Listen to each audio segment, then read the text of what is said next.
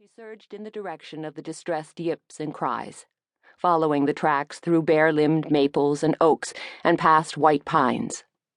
The ground was uneven, the snow sometimes drifting up past her knees. Snowshoes or backcountry skis would have helped, but she had left hers in her truck, and Vic wasn't much on winter sports.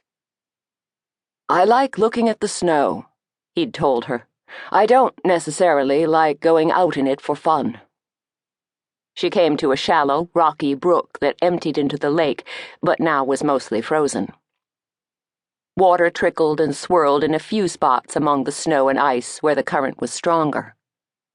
"Rohan," Heather called softly, not wanting to startle him by yelling. "Where are you, buddy?" She heard panting, then a whimper.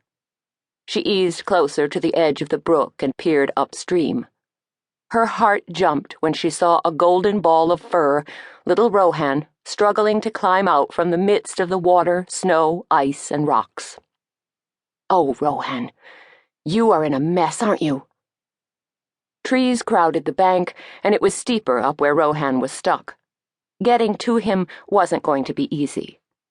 Staying close to the brook, she grabbed hold of saplings and branches, using them to help her keep her balance in the difficult conditions. Once she was parallel to Rohan, he let out an eager, full-fledged bark. He must have frolicked his way out here, got stuck in the ice and snow, and had run out of steam. He was, after all, only a puppy.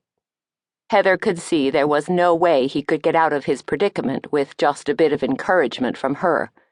She would have to grab him, preferably without ending up trapped in the cold brook herself.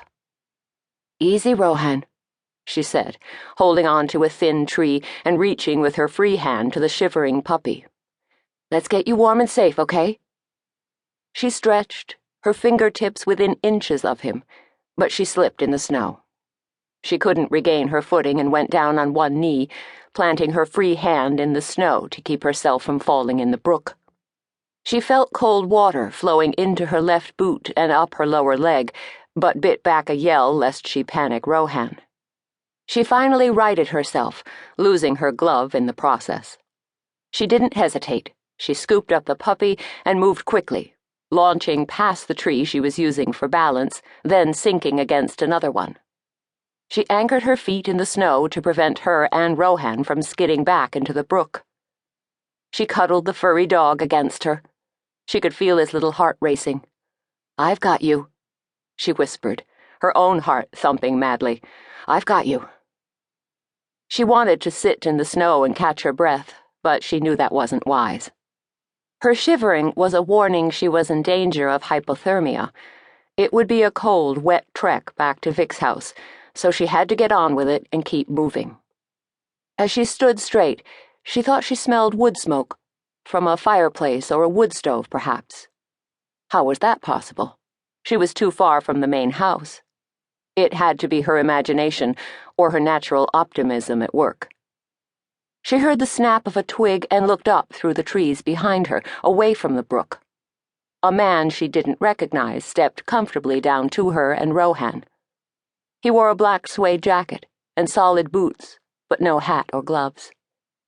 He scanned her from head to toe before he spoke. "Nice job with the puppy rescue." "You watched?" "Yes, ma'am. I didn't want to startle you." Heather felt Rohan stir in her arms, but he didn't bark, probably too tired.